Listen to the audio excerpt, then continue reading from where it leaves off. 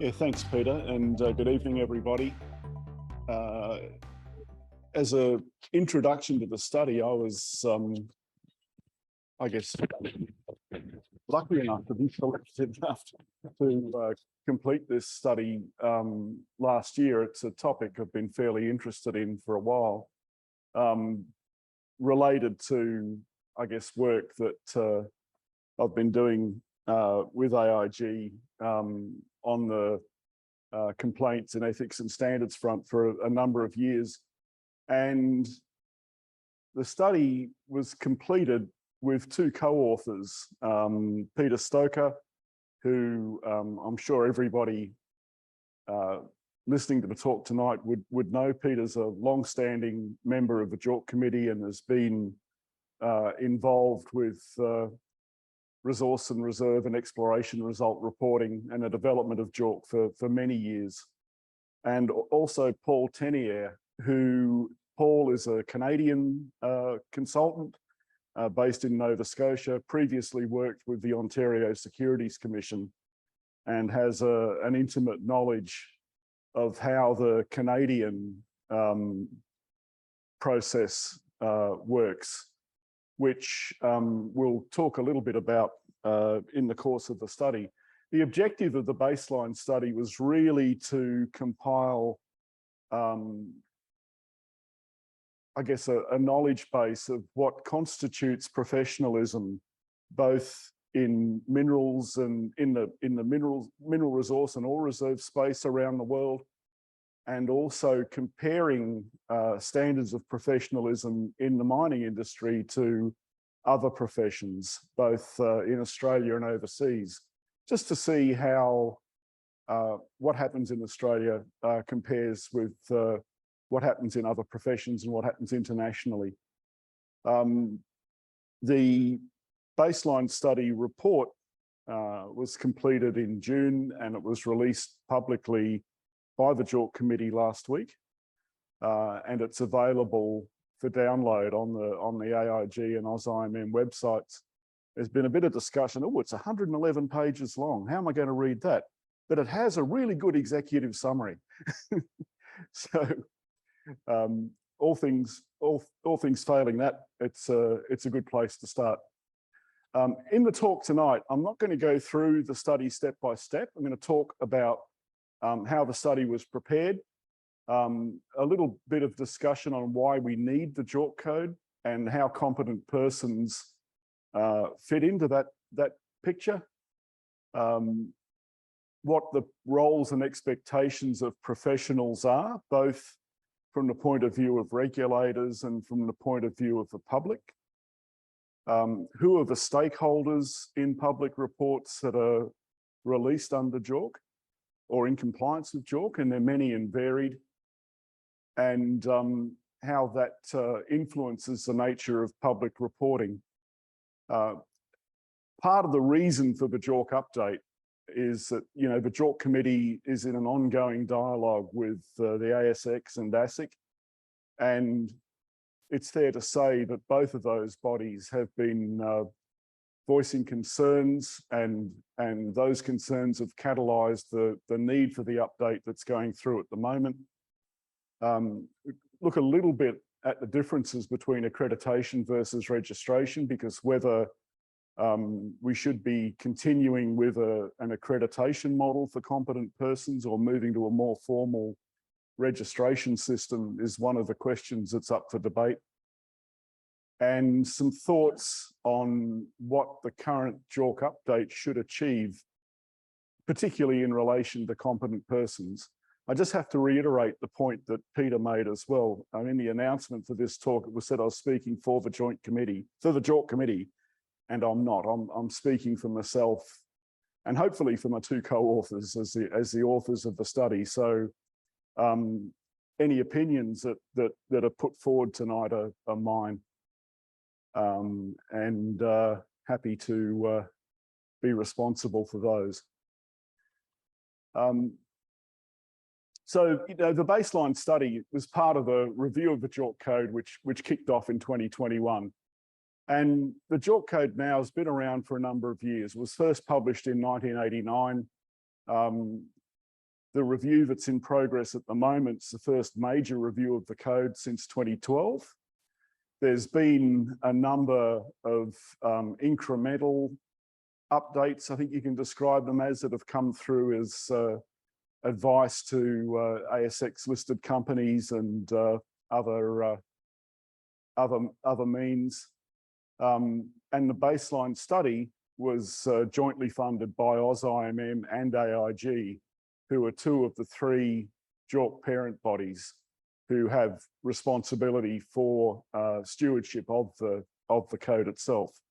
The third body, of course, is the Minerals Council of Australia. So the three authors I've already mentioned, myself, Peter Stoker, and Paul Tenier. And the study is based on some pretty extensive literature reviews and research, including some very deep dives into aspects of the history of the code and how it's got to into the shape that it's in today. We were fortunate to be able to speak with members of the committees that are responsible with the other Crisco family codes. So remember that JORC is part of a global family of reporting codes that are in place now in a dozen or more countries, including Canada and most recently the USA. So even though the situation in Canada and the US is a little bit different, because the codes are really sitting behind pieces of legislation that actually have legal effect rather than just the sort of more indirect regulatory effect that our codes have in other parts of the world.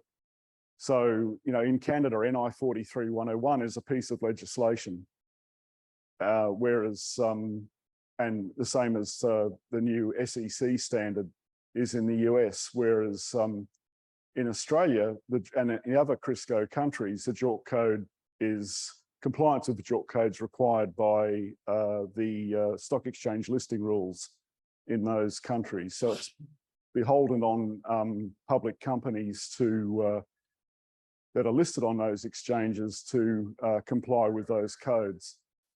The application of the code's increasing a little bit. It's stepping outside of the stock exchange world in recent years. So, for example, in New Zealand now, all exploration reports to government require competent person sign-off, and they have to be prepared in compliance with the JORC code. And in Western Australia, to apply for a mining lease now, you have to have an ore reserve estimate, which is also needs to be reported in compliance with the JORC code. And there's moves like that happening in some of the other states. So it raises a few questions about the details of how the code is structured and implemented and put into effect in those sorts of settings. We sought input from competent persons, AIG and AusIMM members, through 2 online surveys. One survey conducted by the JORC committee itself to get competent person engagement on a number of topics related to the update of the code, and a second shorter survey focusing specifically on professional issues. Both of those attracted quite a good response, more than 500 or 600 individuals for each survey put forward their thoughts and ideas. And as well as that, a number of discussions with members at other opportunities to get their ideas on how the code could be improved, how standards of professionalism applying to the code could be improved, and some feedback also on how the code's applied, which all benefited and hopefully found their way into the outcomes of the study. In asking the question, why do we need a code for reporting of exploration results, mineral resources and ore reserves, I think the answer to that's really simple, is that the JORC code is there to ensure that investors and other stakeholders have access to clear, unbiased information and advice relating to the issues that affect all stages of development of a mineral resource project. I think that one sentence really summarizes the purpose of the code pretty well. And the words clear and unbiased have resonance, which we'll talk about a little bit more during the presentation.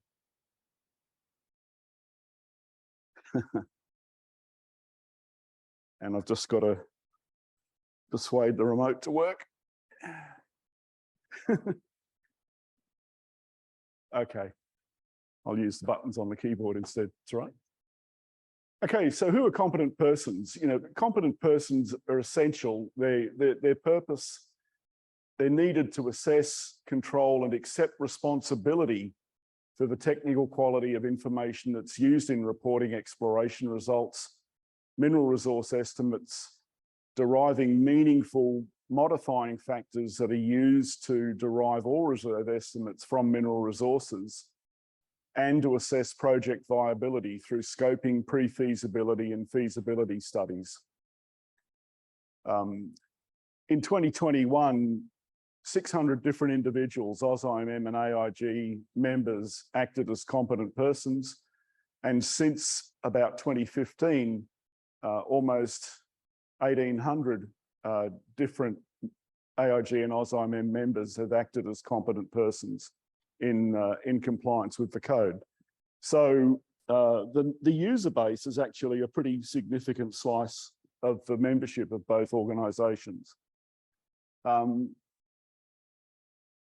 In putting the study together, I came across a really interesting definition of a competent person as being somebody with a particular type of technical expertise to a topic which they're familiar, who has made or is aware of most of the mistakes and errors that can be made, has learned from their mistakes and seeks to avoid making them again, and believes in and adheres to the ethical code of the professional body to which they belong, and are prepared to accept responsibility for and to defend their work.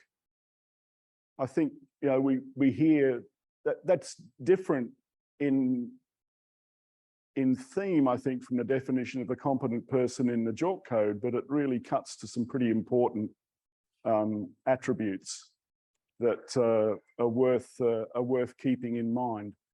A competent person has to have specific technical expertise, and they have to have experience. And with experience comes through making mistakes and identifying those mistakes, understanding how they came about and learning from them so that they're not made again.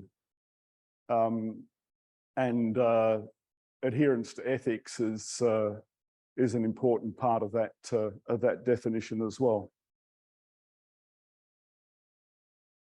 The CIM in Canada have a bit of a different way of showing how the different skills of a competent person come together. With it's a combination of expertise, education, ethics, and experience. So again, the elements we talked about in the previous definition are all there, and they meet at that little intersection in the Venn diagram in the center of the chart.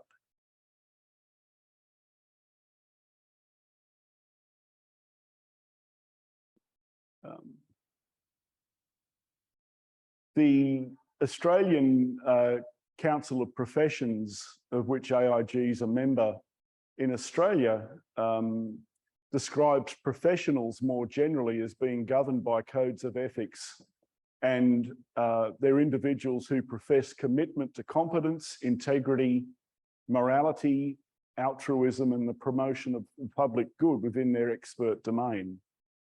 So, that really comes back to the theme informed and unbiased, clear and unbiased reporting. And professionals are accountable to society. They're accountable to those that they serve. And those principles really do align with the requirements of AusIMM and AIG members. Both institutes have minimum education standards that must be satisfied to secure membership. Both institutes require compliance with an enforceable code of ethics. And both institutes have, as part of their purpose statements, delivering benefits to the broader community in various forms through, public representation and education and really informing the public about the role and the impact on contribution to society of resource industries and geoscience more generally. So mineral industry professionals provide expert services. They give opinions, provide guidance, and exercise judgment. They provide advice that's relied upon by their employers, investors, government authorities, and other elements in the public sphere. And they make decisions that affect business outcomes, the public good, public safety, and the environment. To be able to do that, they have to have sound knowledge in their specific area of expertise and be able to demonstrate adherence to professional ethics, good judgment, and awareness of who their stakeholders are and the needs of those stakeholders. They have to have current professional experience, like they have to be able to demonstrate that they're up to date with developments in their field. And they also generally are required to demonstrate a commitment to continuing professional development.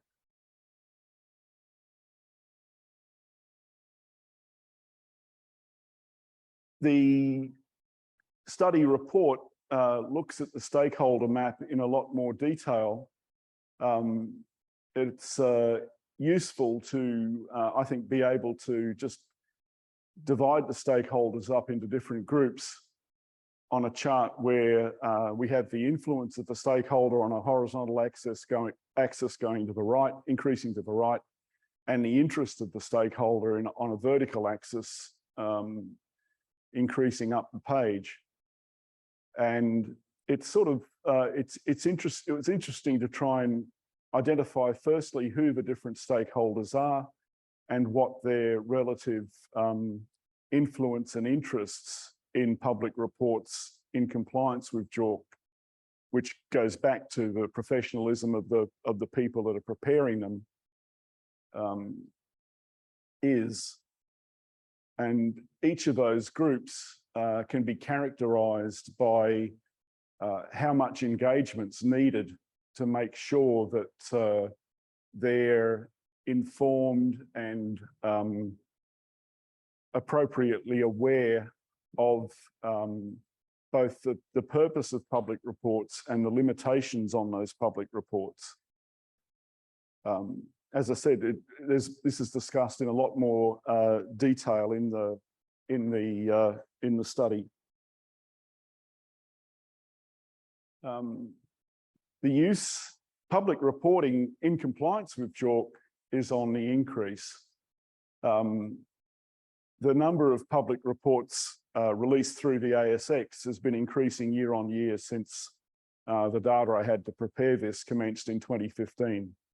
And that's despite, cyclic fluctuations in exploration and exploration activity in particular. That the cyclicity in the industry doesn't appear to have much of an impact on the volume of reports which are released by the companies that are active on the stock exchange. 2021 was the highest number of reports in that period, with just under 3,000 released during the year. And I think we're fairly well on track to beat that again this year. That almost 2,500 reports had been released on the ASX until up to today. Historically, 75% of all reports released that are required to comply with JORC relate to exploration. They deal with announcements of planned drilling work, drilling updates, and issues around access to land and the process that companies go through in getting boots on the ground and the results that they obtain. In 2021, that proportion, that slice of reports was much higher. It was more than 90% of reports related specifically to early stage exploration. Mineral resources and ore reserves only comprised about 8% of reports during that year, and studies, scoping studies, feasibility studies, pre-feasibility studies only accounted for 2%.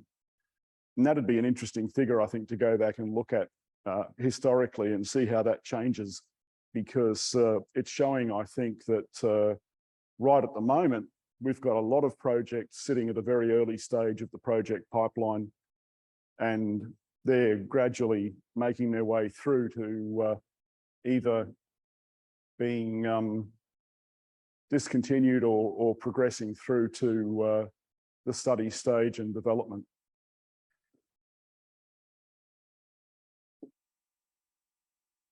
In terms of concerns that have been expressed about not so much the JORC code, but the way that competent persons act in compliance with the JORC, with JORC, ASIC, these come out of a series of letters between ASIC and the JORC committee over the last couple of years, which we had available during the course of the study. ASIC are very concerned that the parent bodies don't provide effective oversight of members that are acting as competent persons. And they attribute the outcome of that to being really reports that deal with ostensibly the same topic. So similar projects at similar levels of development that aren't comparable. So one company might release a very detailed report with lots of scrutiny by different professionals engaged in different disciplines, covered by the project. Others have a single competent person signing off on the whole thing.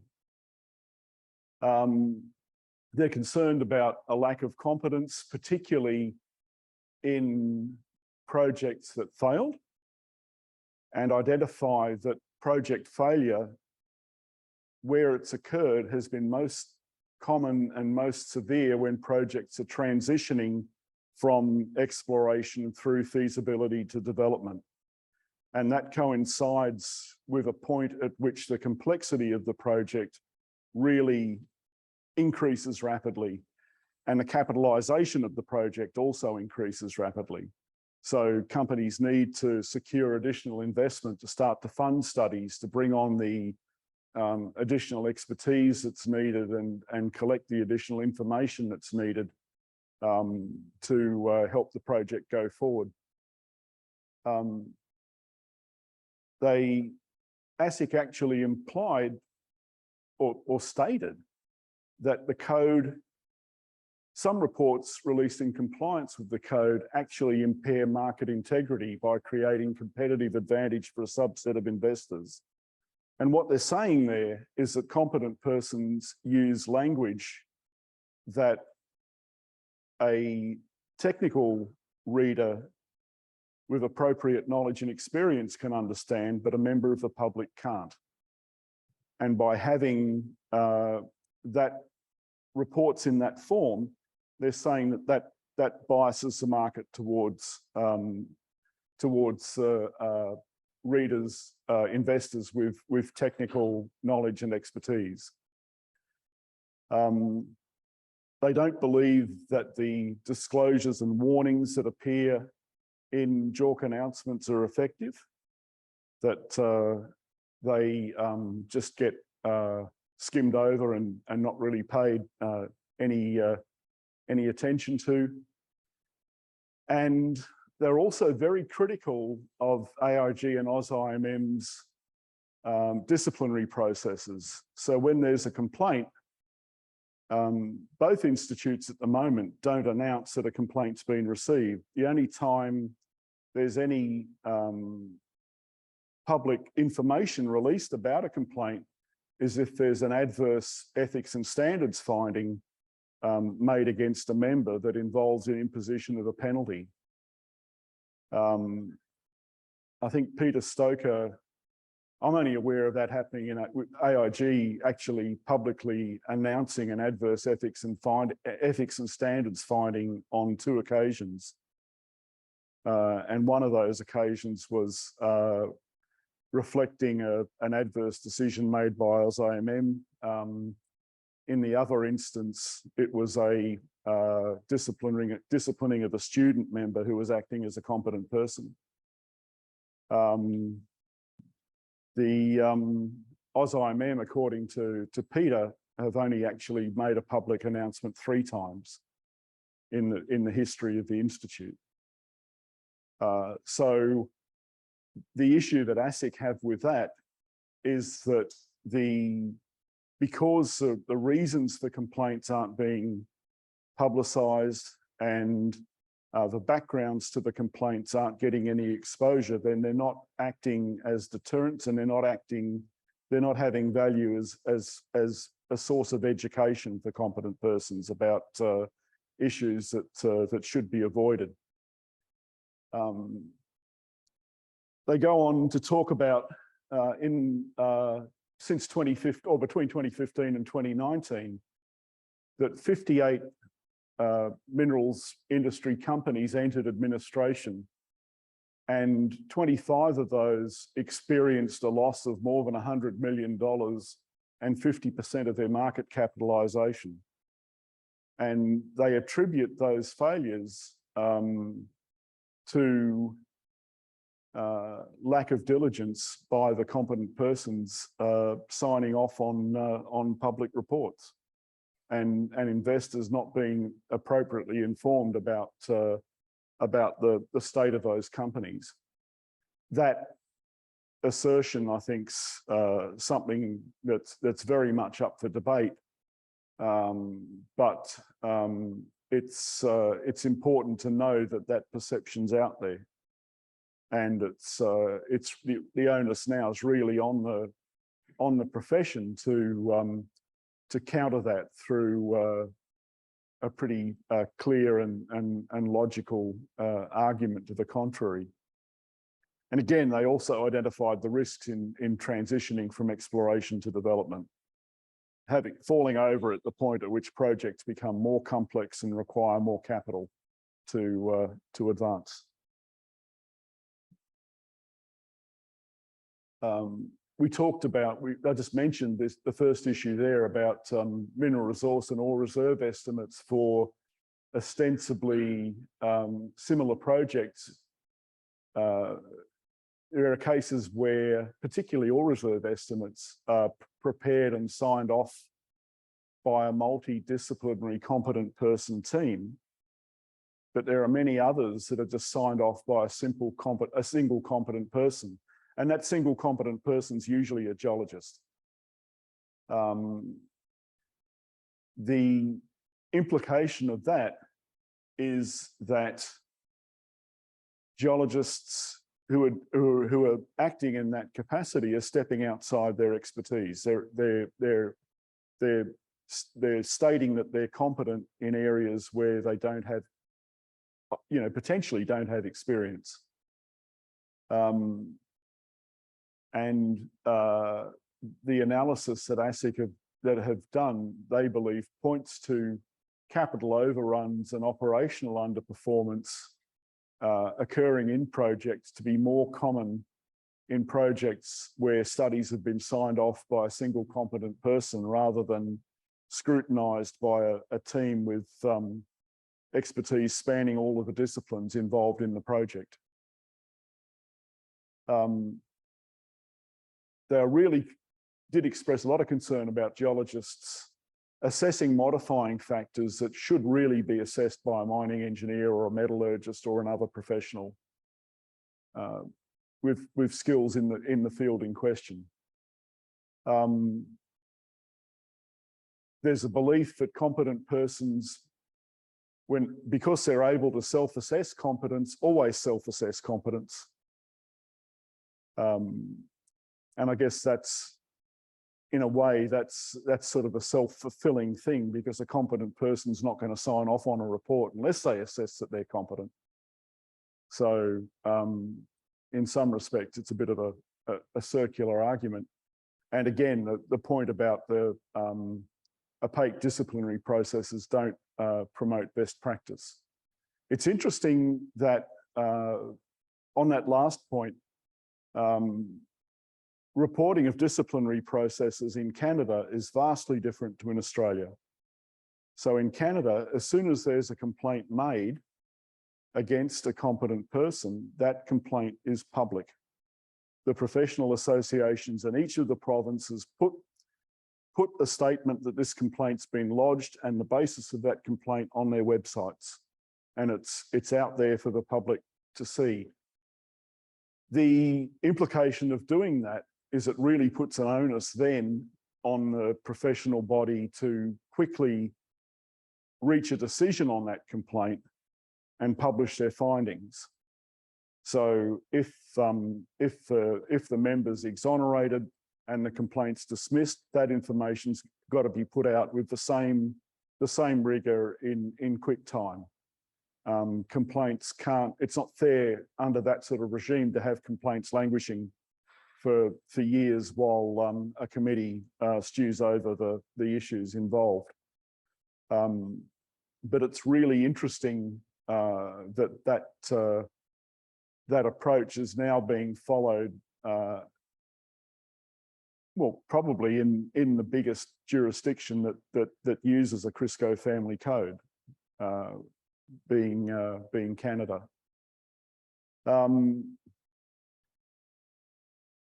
AIG's recently done some work looking at the nature of compliance with the code in announcements by randomly reviewing announcements over a period of time. We went through a process over 6 months or so of reviewing 4 or 5 announcements a day, 5 days a week, and building up a picture of the level of compliance with the code and what the issues of non-compliance were that were consistently coming through. And they covered the whole spectrum of projects from early stage exploration through to resource and reserve estimates. And that work identified that probably about 5% of all announcements aren't compliant with the code. The biggest cause of non-compliance was that the announcement didn't include any mention of a competent person. So there's an issue there with companies. Sorry? Yeah. A lot of companies are treating commodities these days. So we see someone exploring for gold and then all of a sudden graphite, rare earths, lithium, whatever. So the competent person in that company may be competent in that commodity. For example, if you look back 10 years ago in Australia, you probably couldn't find a geologist that knew anything about lithium. And so how is that being fixed? Yeah, can I hold off on that and come back to it? Because that's a really important, that is a really important question. In that, you know, how do you specifically define competence? Is the definition of experience for a competent person appropriate? I've lost my train of thought now. just to move on to the topic of accreditation and versus registration, in a number of public-facing professions in Australia, there's been a move from accreditation where responsibility for saying that individuals meet the requirements of professionals in their field of practice being the responsibility of a professional organisation to replacement of that accreditation with registration. And it's usually happened in response to a public incident, a high-profile incident, a scandal, where government has stepped in and handed the process of accrediting or registering professionals to a particular, not necessarily a government body, but to an appointed organisation. And to have that registration is a mandatory prerequisite to practice, and where non-compliance with professional accreditation or registration requirements can result in criminal or civil prosecution. Probably the most recent instance of that, example of that in Australia is the move to register financial advisors after the Banking Royal Commission, where the Royal Commission exposed practices that were prevalent in the sector, and government intervened and handed ASIC the responsibility to register those professionals, and with some pretty imposition of some pretty strict requirements. We also have registration, of course, in a lot of public-facing professions, particularly medicine and law, and where the work that professionals do has an immediate and profound impact on the public. The situation, I think, isn't quite the same in resources, although the sort of figures that ASIC were quoting of the number of corporate failures and the financial impact of those corporate failures does show that there are investors out there that are being hurt. And it raises the question of what we as professionals are going to do. So I think it's fair to say that there is a pretty strong case for improved competent person accreditation.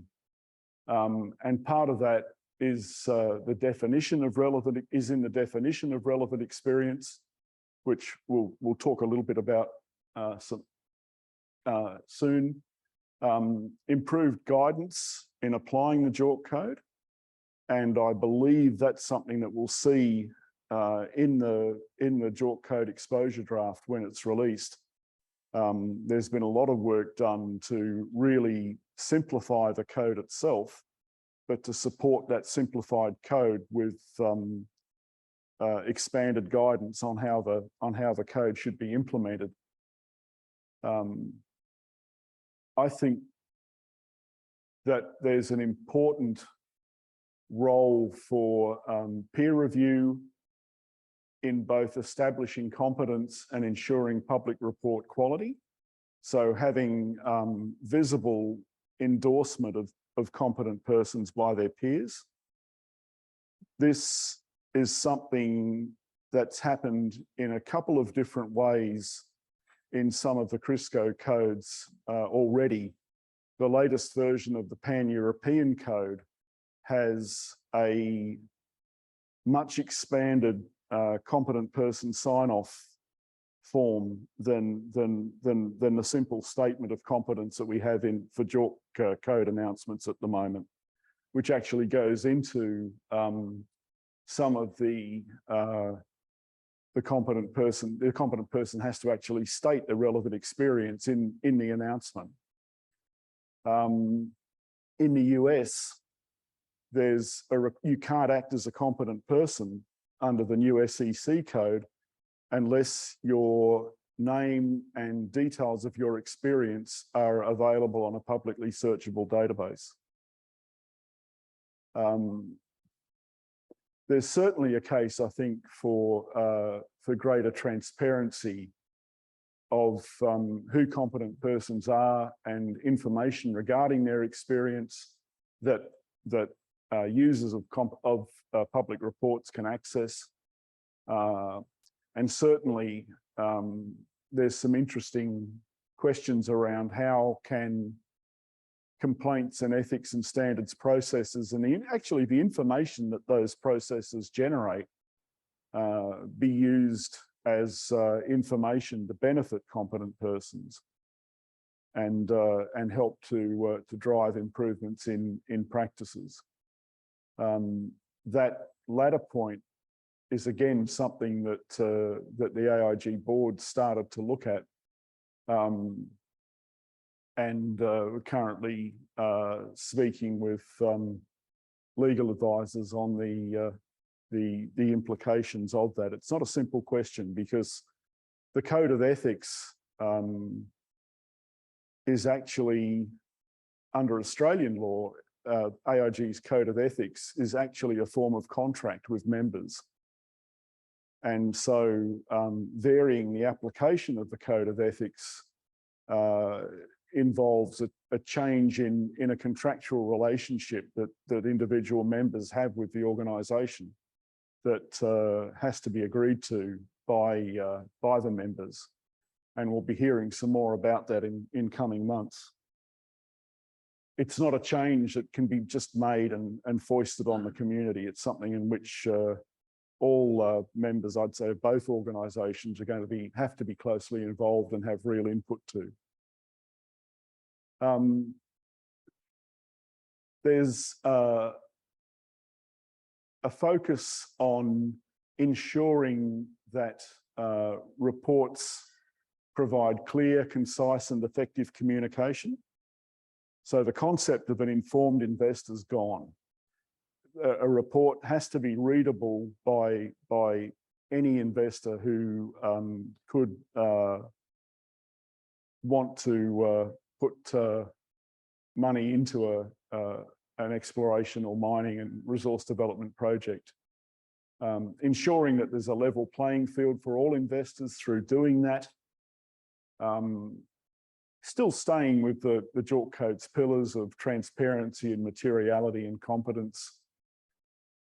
And I believe there's also quite close focus being put on communication of risks. So really putting an assessment of what the risks are faced by a project at the stage that project's at, and going forward as a clear statement in an announcement.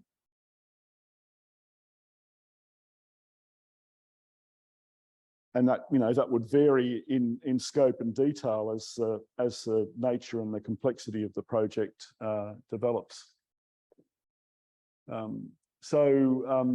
All of those issues are covered in more detail in the study itself, and I think it's worthwhile having some time to discuss any questions now.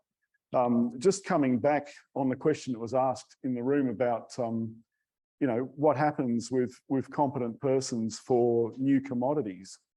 The JORC Code says that a geologist working on an exploration project has to have 5 years of relevant experience that's relevant to the style of deposit that they're working on. I don't interpret that as being specific to a commodity.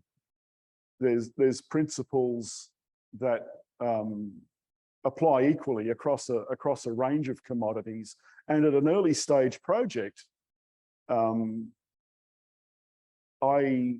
think that there's scope to have a bit of latitude on that on that question. because a new commodity comes along, and how do you find somebody that has any requisite relevant experience? We've seen that in the past with roll-front uranium, as an example. I think it's fair to say it was there with lithium pegmatites, certainly with lithium brines and clays now in other parts of the world. It's something that's going to become ever more prevalent as metals that are currently out there with no market and very little demand all of a sudden come into prominence because we've found some new application for them. Some of the rare earths and things like scandium and using those sorts of metals in different alloys could be game changers in different parts of the industry, but it's not happened yet. And because there's been no exploration for those commodities in the past, it's going to create that sort of situation over and over again that we've got to think about and provide scope for. Sorry, Mark, you had your hand up. Oh, just before you start, thank you very much to Andrew. And I know there's a lot to unpack there. There's lots of questions. Please, everyone at home, get your questions on the Q&A panel, and we'll get to those as well. But first, Mark Berry. Thank you, Andrew. Excellent overview. I want to draw your attention to a specific word that you emphasised several times early in your presentation, which was the word unbiased, which I have a major concern with in some respects. The vast majority of public reports are biased, and they always will be biased because they want to present the good news side of their business. And that's understandable. Everyone accepts that. So the competent person has to work within the fact that the board of the company is responsible for issuing a public report, not the competent person. But the competent person is responsible for ensuring that the technical content in that public report is appropriate. So in my opinion, there's no problems with a competent person being biased to support the good news stories that are wanting to be presented in a public report. However, they also have to balance that by making sure that they're not selectively reporting information. And the JORC code clearly already goes through in a great deal of detail. So I really am concerned about the use of this word unbiased. I'm not even sure if the word unbiased is in the JORC code. I've never done a search on the word unbiased in the JORC code, but I can't recall seeing it in the JORC code. So I really am concerned about the use of this word unbiased because I don't think it's appropriate. Yeah, I must say I haven't thought about that in that context. I guess what I'm trying to get to is that the presentation of information by competent persons has to be balanced, and maybe that's a better word. And balanced and objective. Yeah. Andrew, Bryce Mutton, congratulations. The executive summary is a good read. It's lengthy in itself, but it's worth going to that even if you don't get through the other 100 pages.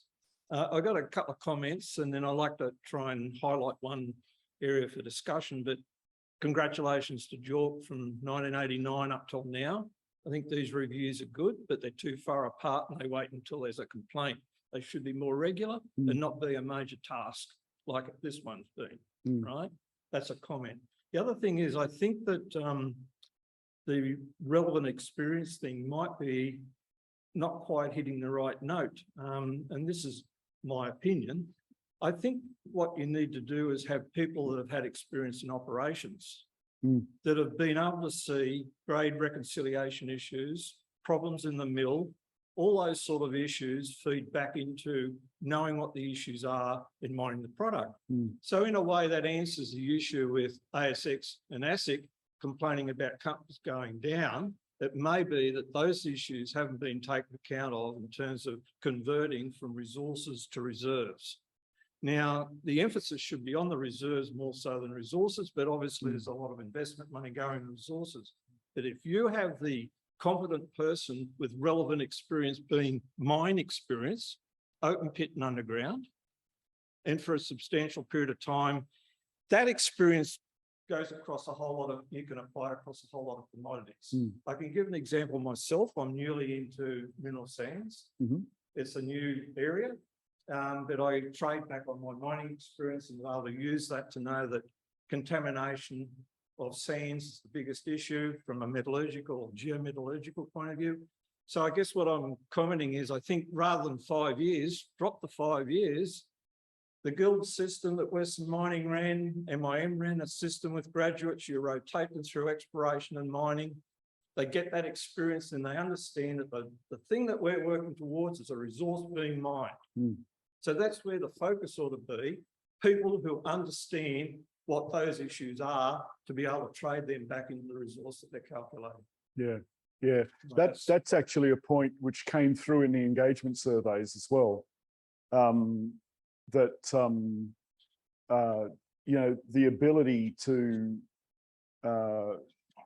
reconcile reserves with production. A lot of response to the survey was saying isn't there to the extent that it needs to be, and that operations that are actually reporting reserves, like in annual reports, should be reporting their reconciliation results as well, as well as changes in reserves. You know, reporting how well their reserves reflected the reality of what was produced in that 12-month period. Yes. So I'd be suggesting it's operation experience more so than 5 years experience. The other interesting thing is, you know, if the companies are going down, the interesting thing is it's unlikely that you can get capital unless the funding entities that you're providing money to do that development have run their own numbers themselves. So there's checks and balances. And not only that, the board ought to be having checks and balances. So I am not sure what the reasons are for those companies going down, whether it's purely the competent person or whether it's modifying factors or other factors that have caused the issue. Because there are checks and balances. And then the other interesting thing that's not shown is out of that 58, how many of those were third-party ore resource calculations done by people with mining experience as opposed to an internal one? I mean, I think those divisions are important to understand, to know what the issues are. To my knowledge, the actual work that ASIC did isn't available, or it certainly wasn't available to us in a report that we could drill into. So, you know, if that is available, then, you know, ideally it's something that it doesn't matter if it's financial or geological. What does ASIC know? Perhaps. I mean, how are they doing all these courses? Have they got people with background in mining operations? I'd say people wants to know. And one of the things that's been advocated from or from myself anyway, is that they ought to have somebody that's got industry experience in there helping them vet these compliance statements. Or I don't call them compliant, I'd rather call it a statement, say they've followed the JORC guidelines. Doesn't mean they're compliant. They follow the guidelines.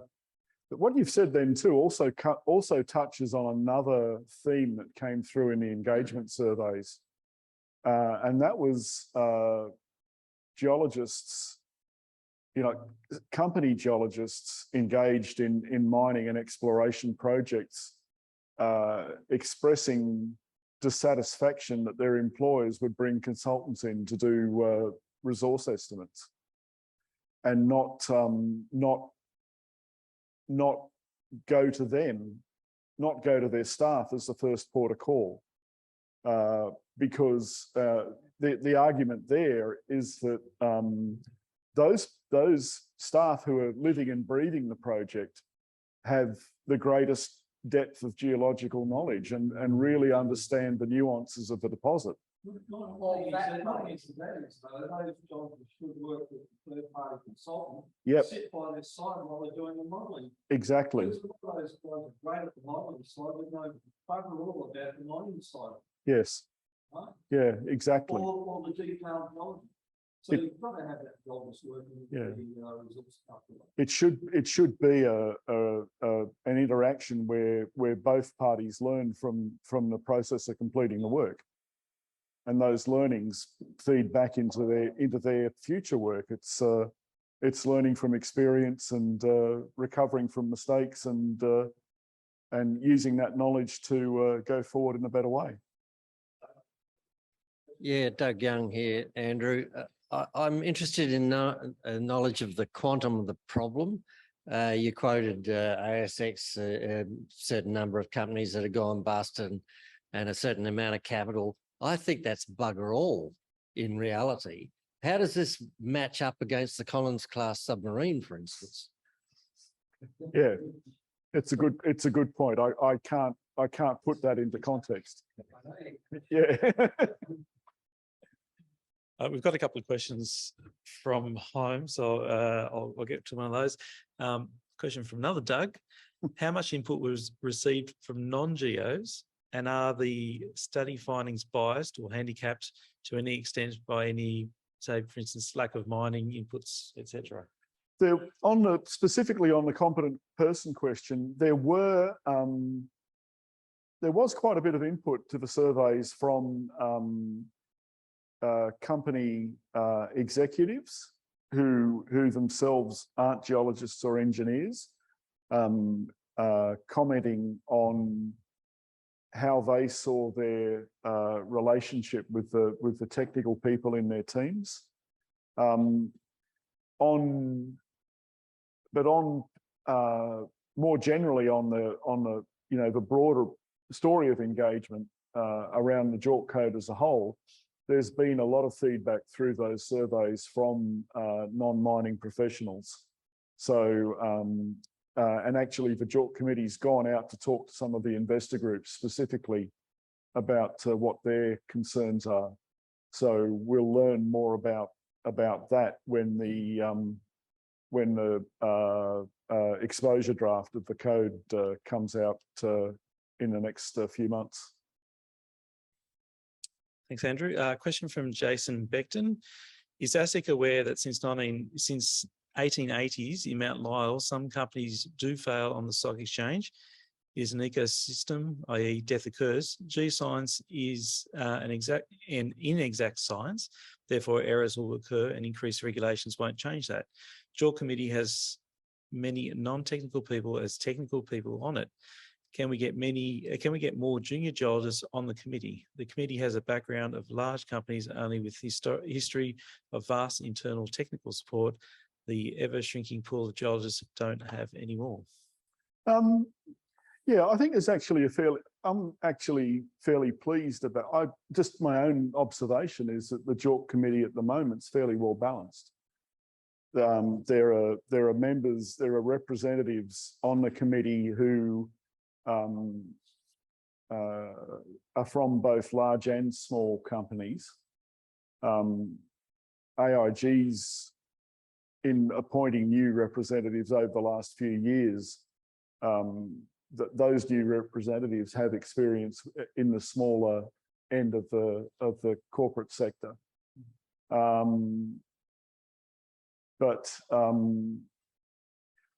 There's always criticism that there are too many consultants on the committee. But those consultants have previous experience in industry as well. So it all feeds into the story, but that point's, I think, not being lost. It's the value of having a breadth of experience is important. I think it's a good move in the last couple of years that the Association of Mining and Exploration Companies now has a representative on the JORC committee, or an observer on the JORC committee at least. They don't have the same representation as the Minerals Council, which I think, the Minerals Council members tend to be at the larger companies. But at least there's someone there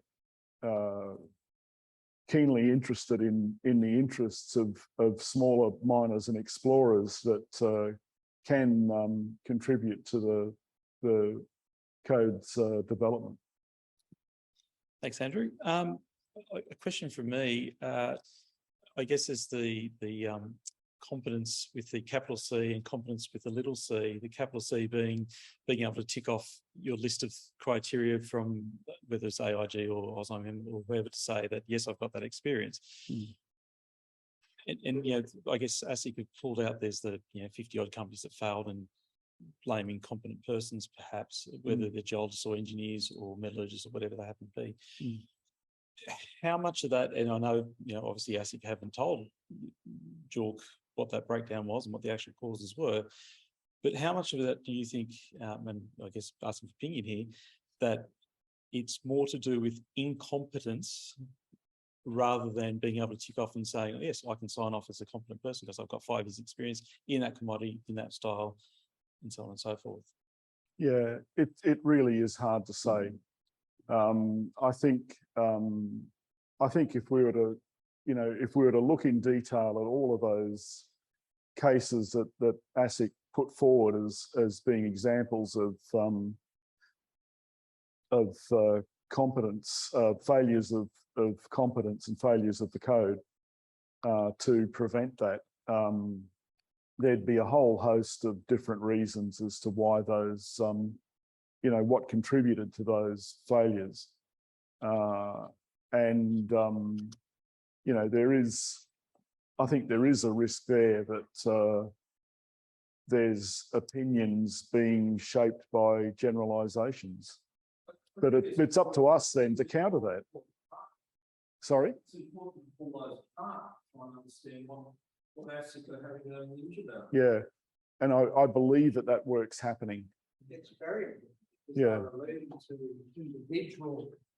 individual competent persons failing more often than multiple competent persons, but my interpretation would be that's budget and shortcuts.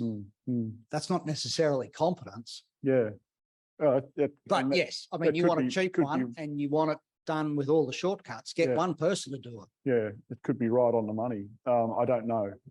But I think it's fair to say that particularly on the competent person front, what we're going to see as a proposal for accreditation of competent persons that stems from the baseline study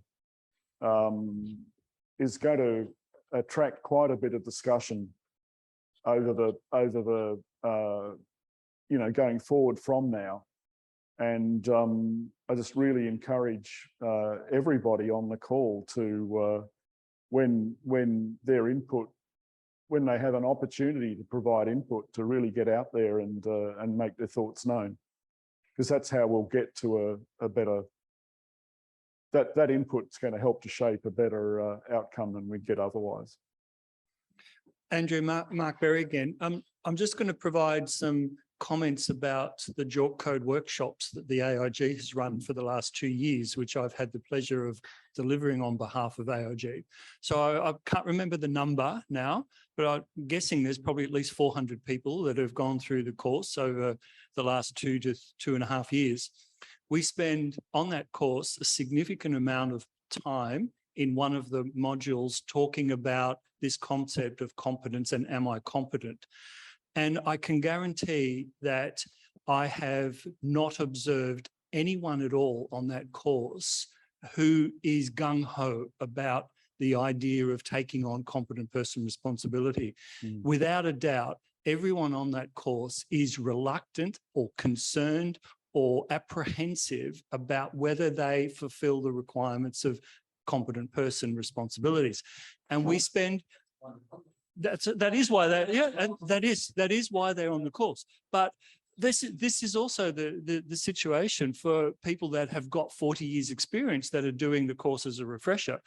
Inevitably, in my experience at least, and in the courses that we've run so far, it's the people are saying, I'm not sure I'm competent. How do I establish and convince both myself, my employer, and my peers that I am actually competent to take on exploration, results reporting, mineral resources reporting, or whatever? So it's just an observation. It is a lot of people are struggling with this concept given the current definition of competent person. No, thanks. That's really interesting observation, Mark. I think we've got one last question, or two last questions. We're going to be here forever. That's okay. Yeah, Peter Ledwidge here.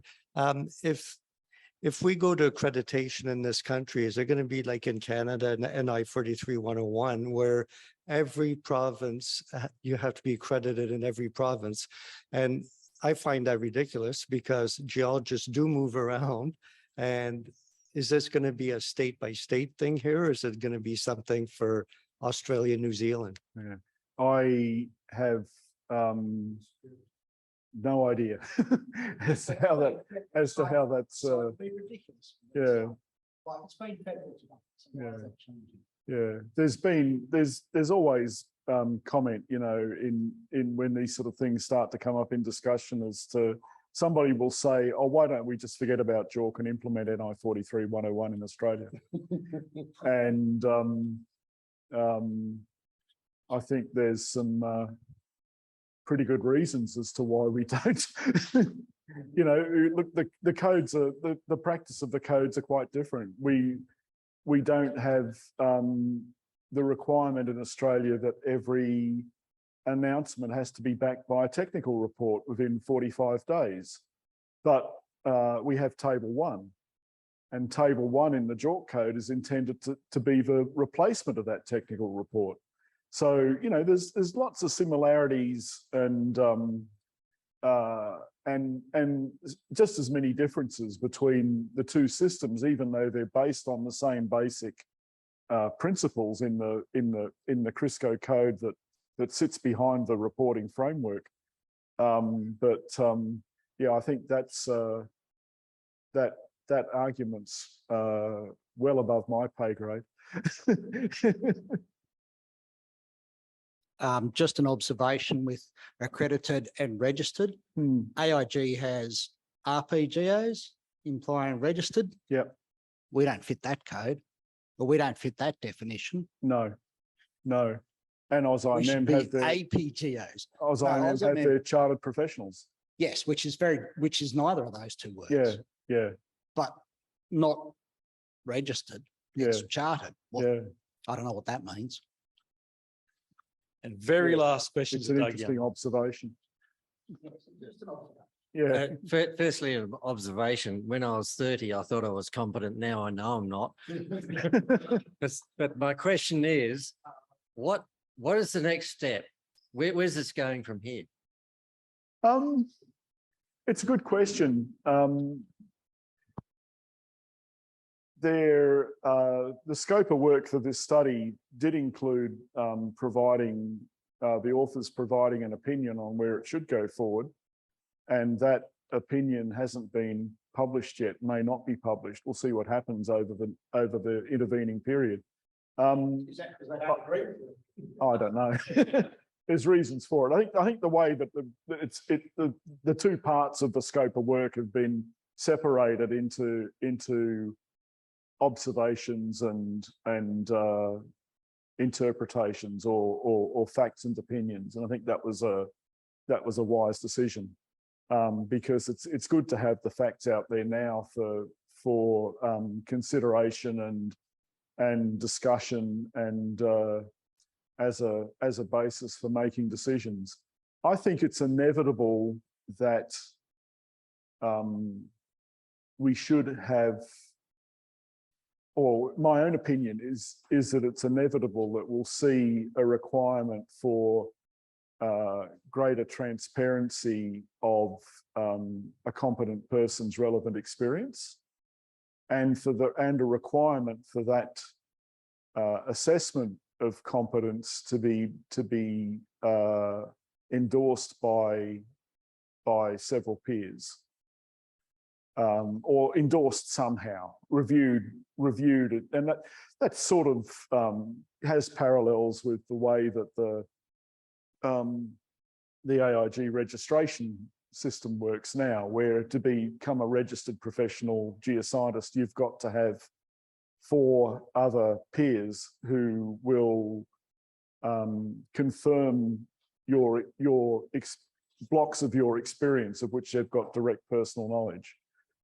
I can see that sort of thing has merit. The benefits to an investor is that if that information, when that information's presented clearly and objectively, they'll be able to read that and make their own decisions about the competent person's experience and skills, more so than they can do today.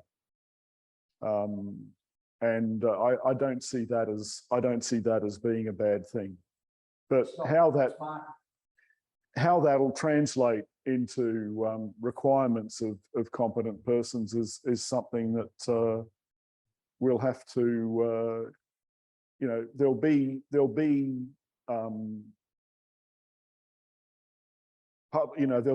a public a proposal put out for public exposure during this process, and when that proposal comes out, then it's important that everybody who's interested in the outcome, and that should be anyone who's practicing in the exploration and mining space, takes an interest in and has, you know, develops an opinion and expresses that opinion, and doesn't sit back as a bystander.